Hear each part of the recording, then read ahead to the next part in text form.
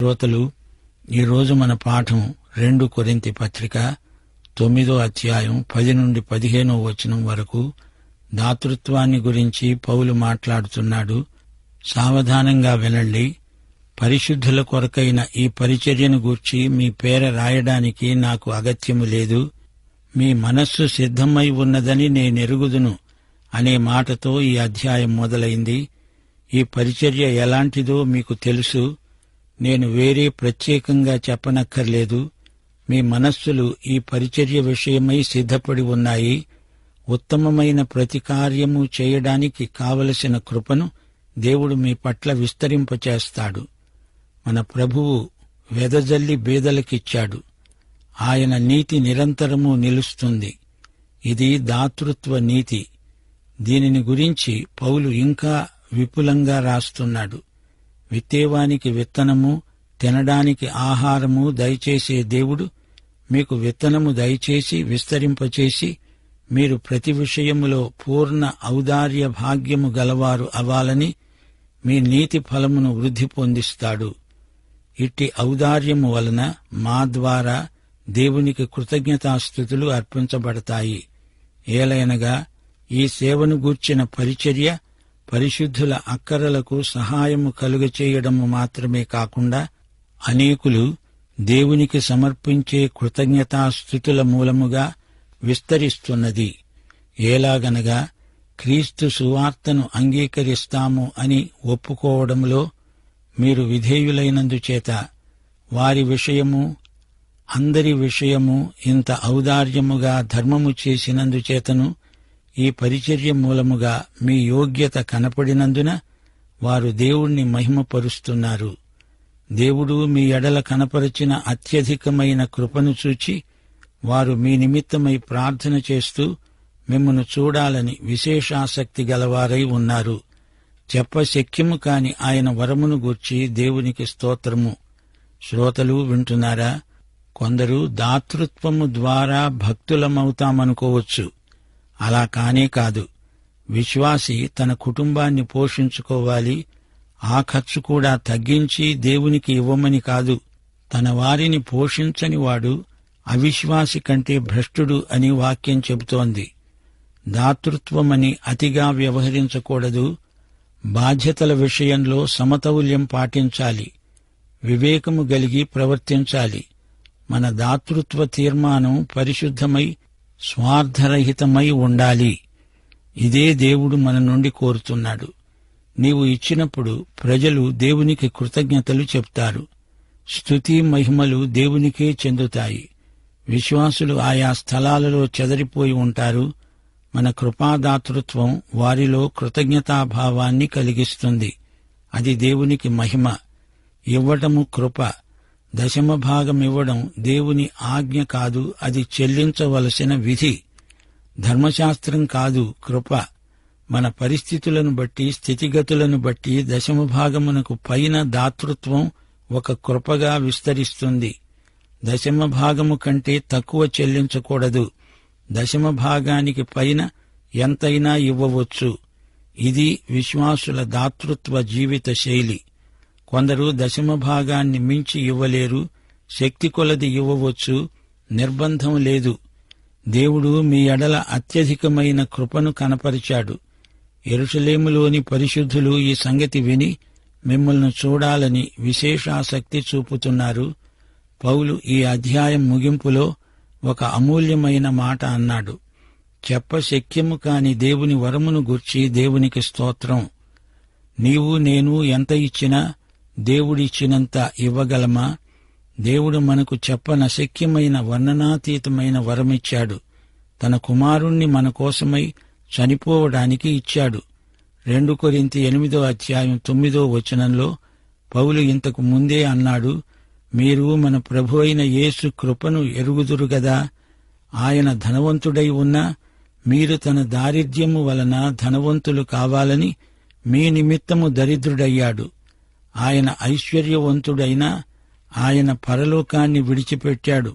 తన మహిమను సైతం విడిచిపెట్టాడు. ఆయన ఒక సేవకుడుగా ఈ లోకానికి వచ్చాడు. తన శిష్యుల పాదాలు కడిగాడు. ఆయన 33.5 సంవత్సరాలు జీవించాడు గాని ఆయన అందరి కోసం చనిపోవడానికి వచ్చాడు. ఆయన శిలువ మరణం చెందాడు. శిలువవేతలో ఆయన పొందిన దారుణ హింసను చూడండి. మన నిత్య జీవానికి ఆయన చెల్లించిన వెల అది. ఆయన ఇదంతా ఎందుకు చేశాడు? ఆయన తన ఎదుట ఉంచబడిన ఆనందము కొరకై అవమానమును నిర్లక్ష్యపెట్టి శిలువను సహించి దేవుని సింహాసనము యొక్క కుడిపార్శ్వమున ఆసీనుడై ఉన్నాడు. ఆయన మన రక్షకుడు, మహిమగల ప్రభువు. ఆయన మహిమను తగ్గించకండి. ఆయన ప్రకాశమానమైన వేకువ చుక్క. ఆయన సాక్షాత్తు దేవుని కుమారుడు. ఆయన మన విమోచకుడు. దేవుడు మనకిచ్చిన వరం చెప్పశక్యము కాని వరం. దాతృత్వ భావనలో యేసే పరాకాష్ఠ. ఆయన దాతృత్వాన్ని మించింది ఇహపరములలో మరొకటి లేదు. ఇవ్వడం దేవుని లక్షణం, పుచ్చుకోవడం మానవ లక్షణం.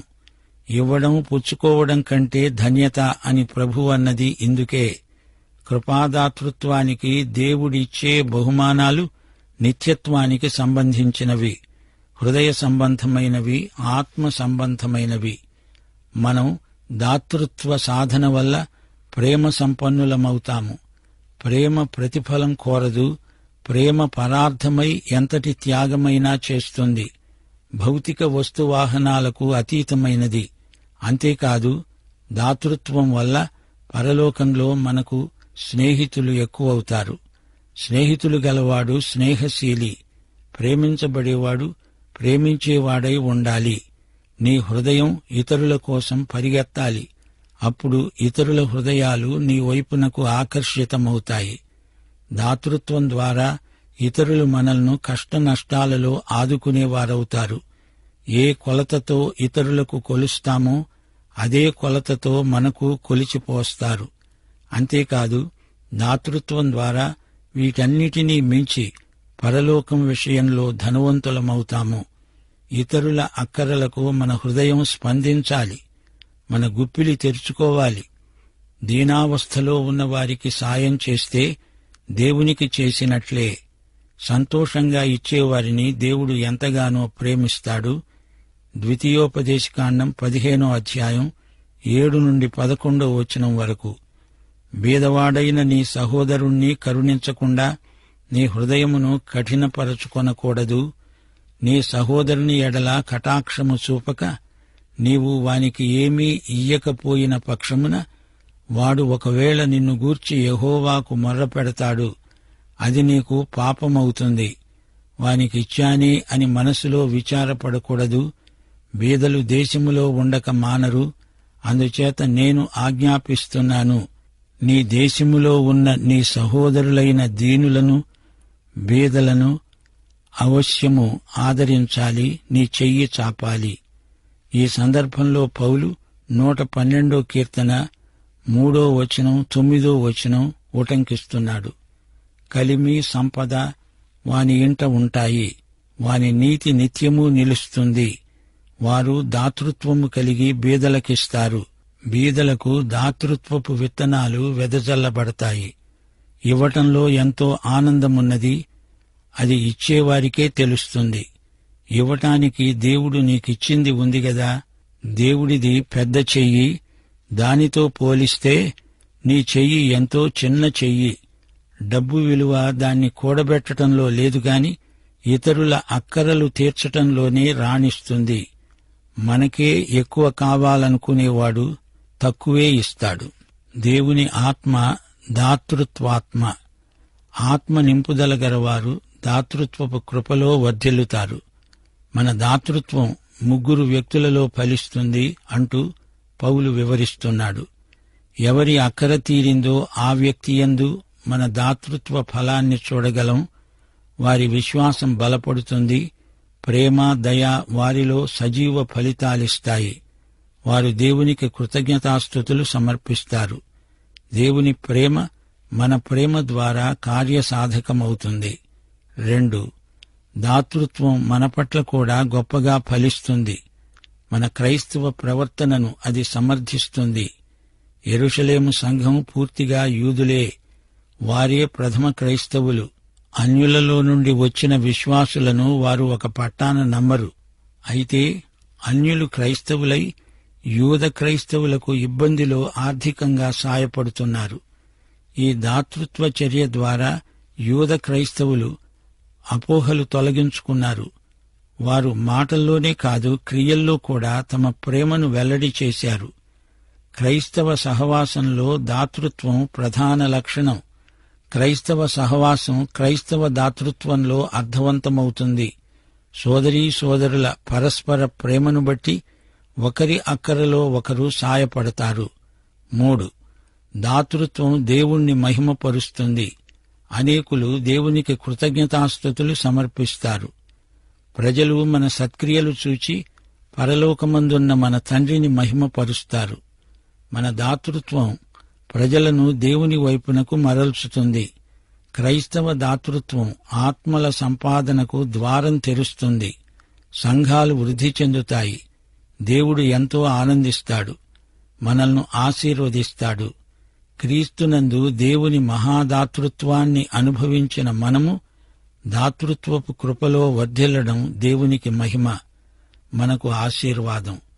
చెప్పశక్యము కాని దేవుని వరమును పొందిన మనము దాతృత్వమందు వర్ధిల్లాలని దేవుని చిత్తం. శ్రోతలు వింటున్నారా?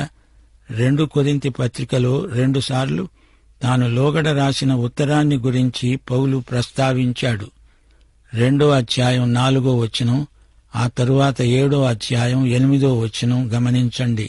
మీకు దుఃఖము కలిగించాలని కాదుగాని నాకు కలిగి ఉన్న అత్యధికమైన ప్రేమను మీరు తెలుసుకోవాలని నిండు ప్రేమతో మనోవేదనతో ఎంతో కన్నీరు విడుస్తూ మీకు రాశాను. నేను రాసిన పత్రిక వలన మిమ్మును దుఃఖపెట్టినందున విచారపడను.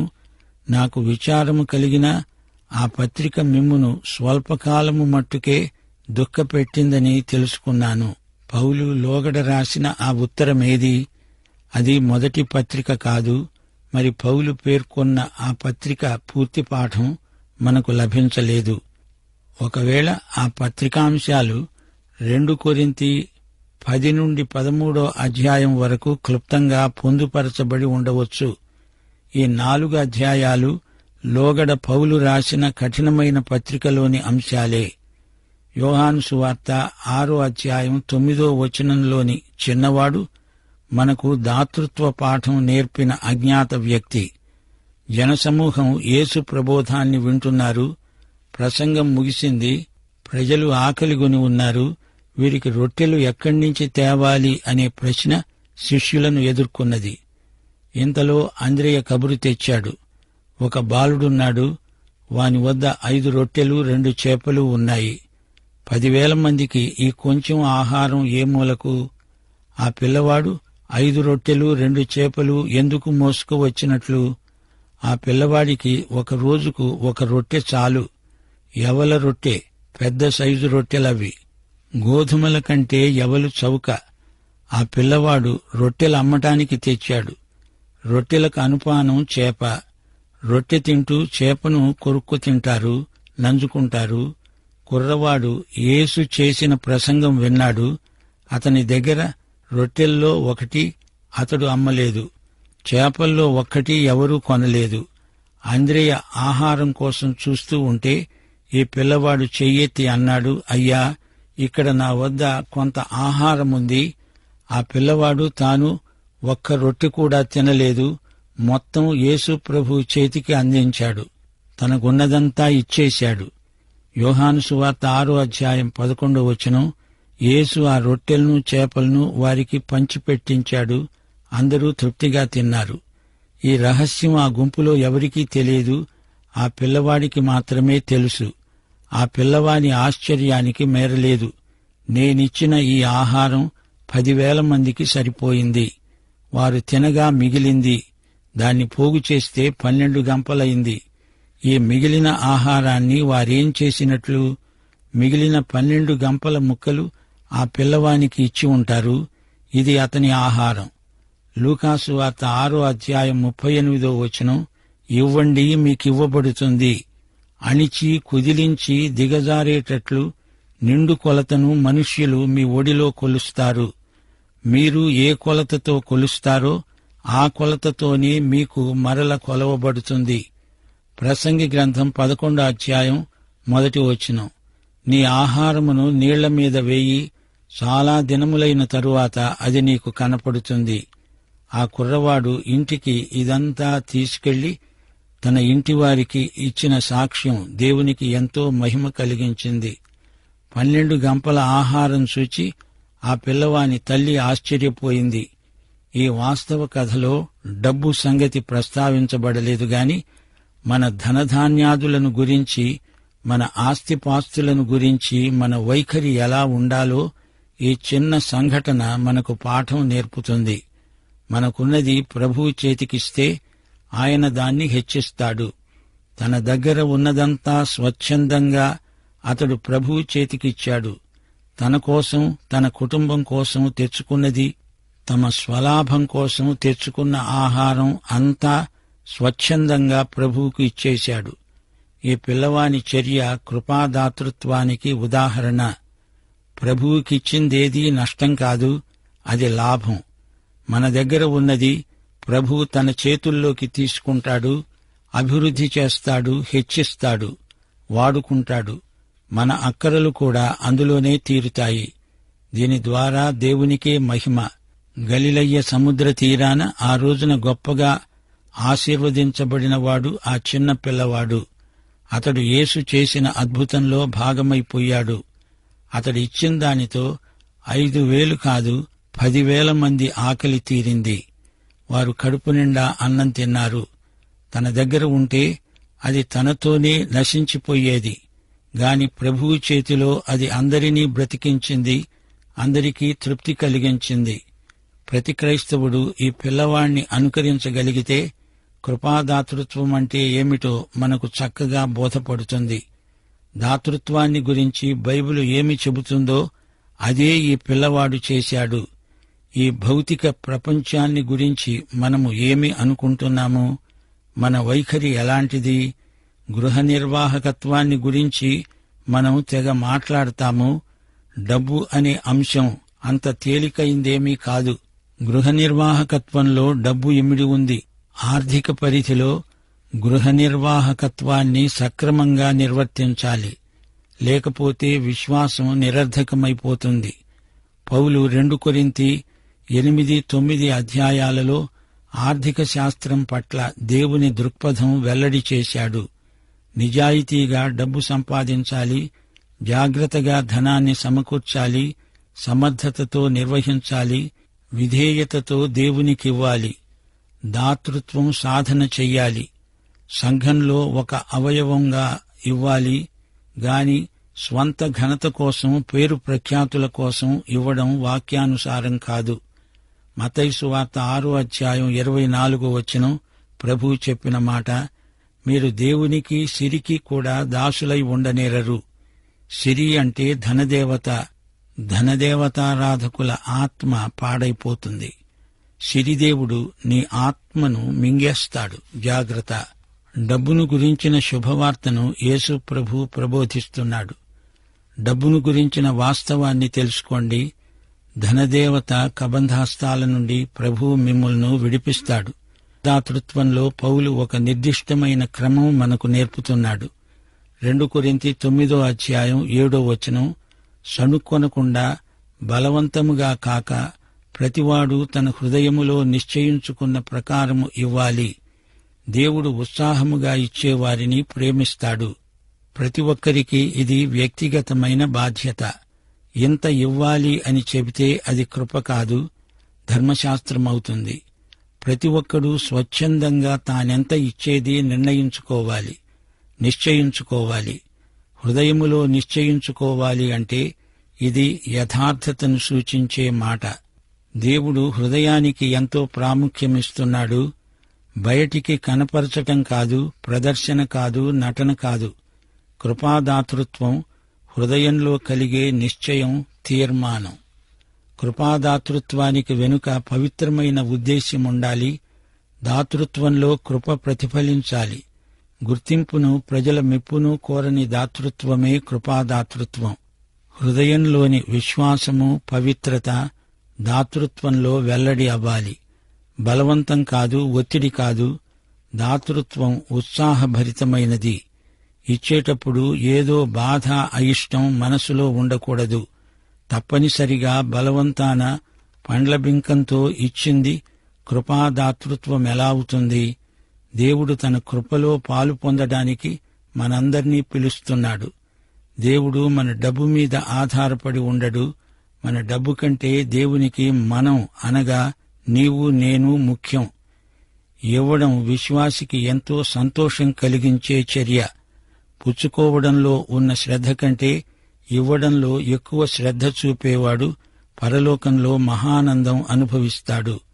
శ్రోతలు జ్ఞాపకముంచుకోండి, కృపాదాతృత్వం క్రైస్తవ సౌశీల్యాన్ని పెంపొందిస్తుంది. శ్రోత, నీవు యేసుక్రీస్తును నీ స్వకీయ రక్షకుడుగా ఎరుగుదువా?